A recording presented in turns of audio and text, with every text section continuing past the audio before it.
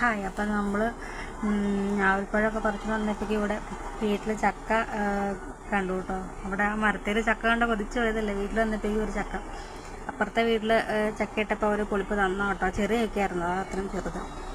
ഞങ്ങൾ ചക്കയും പുഴുക്കും മീൻകറി ഉണ്ടാക്കാനാണ് ഉദ്ദേശിക്കുന്നത്. മീൻ ഇട്ടുണ്ടാക്കും, മീൻകറി ചക്കപ്പുഴുക്കാണ് ഉദ്ദേശിക്കുന്നത്. അപ്പോൾ അമ്മച്ചി ഒരു സൈഡിൽ കൂടെ ചക്ക പുഴുക്കുണ്ടാക്കാനുള്ള പരിപാടിയൊക്കെ നോക്കുന്നുണ്ട് കേട്ടോ. ഞാനൊരു സൈഡ് മീൻകറി ഉണ്ടാക്കാനും നോക്കാം.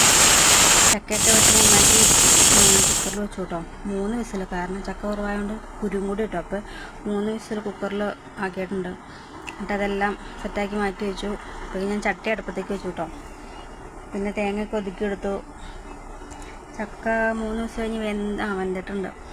അതുകൊണ്ട് ഇളക്കി കുഴയ്ക്കാൻ വേണ്ടി നോക്കുക കേട്ടോ. എന്നിട്ട് പിന്നെ അരപ്പൊക്കെ ഇട്ട് ഇച്ചിരി കൂടി അരപ്പൊന്ന് വേണമല്ലോ, അതിന് വേണ്ടി അടുപ്പത്തേക്ക് വെച്ചു.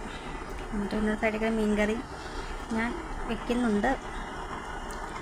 ഞാൻ വേറെ ഇതൊന്നുമില്ല, സാധനം മീൻകറി വെക്കണമെങ്കിൽ തന്നെ മുളക് അങ്ങനെയൊക്കെ എല്ലാവർക്കും ഇഷ്ടമുള്ളൂ. തേങ്ങ അരയ്ക്കുമ്പോൾ അത്ര താല്പര്യമില്ല.